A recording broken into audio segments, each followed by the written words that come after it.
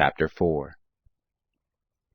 The children of Israel again did that which was evil in the sight of the Lord when Ehud was dead.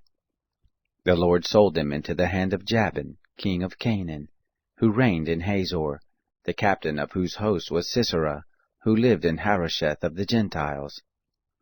The children of Israel cried to the Lord, for he had 900 chariots of iron, and 20 years he mightily oppressed the children of Israel.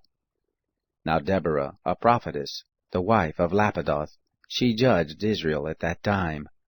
She lived under the palm tree of Deborah between Ramah and Bethel in the hill country of Ephraim, and the children of Israel came up to her for judgment. She sent and called Barak the son of Abinoam out of Kedesh Naphtali, and said to him, Hasn't the Lord, the God of Israel, commanded, saying, Go and draw to Mount Tabor, and take with you 10,000 men of the children of Naphtali and of the children of Zebulun?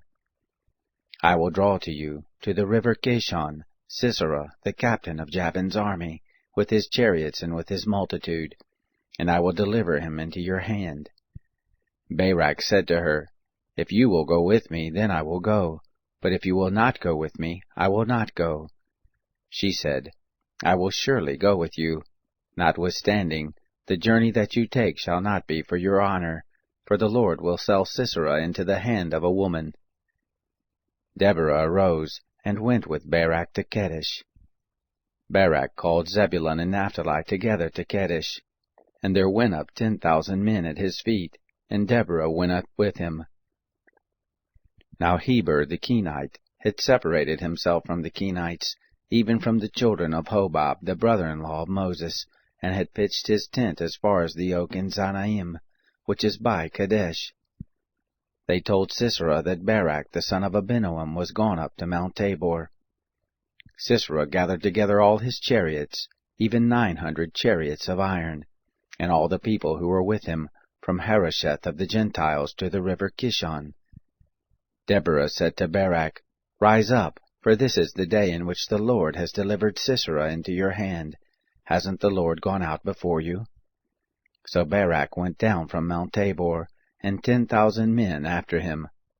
The Lord confused Sisera and all his chariots and all his host with the edge of the sword before Barak, and Sisera alighted from his chariot and fled away on his feet. But Barak pursued after the chariots and after the host to Harosheth of the Gentiles, and all the host of Sisera fell by the edge of the sword. There was not a man left. However, Sisera fled away on his feet to the tent of Jael, the wife of Heber the Kenite. For there was peace between Jabin the king of Hazor and the house of Heber the Kenite. Jael went out to meet Sisera and said to him, Turn in, my lord, turn in to me, and don't be afraid. He came into her tent, and she covered him with a rug. He said to her, Please give me a little water to drink, for I am thirsty. She opened a bottle of milk and gave him drink and covered him. He said to her, Stand in the door of the tent, and it shall be when any man does come and inquire of you, and say, Is there any man here? That you shall say, No.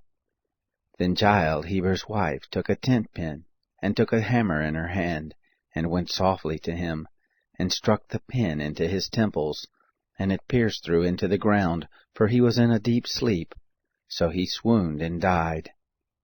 Behold, as Barak pursued Sisera, Jael came out to meet him, and said to him, Come, and I will show you the man whom you seek. He came to her, and behold, Sisera lay dead, and the tent peg was in his temples. So God subdued that day Jabin the king of Canaan before the children of Israel. The hand of the children of Israel prevailed more and more against Jabin the king of Canaan, until they had destroyed Jabin king of Canaan.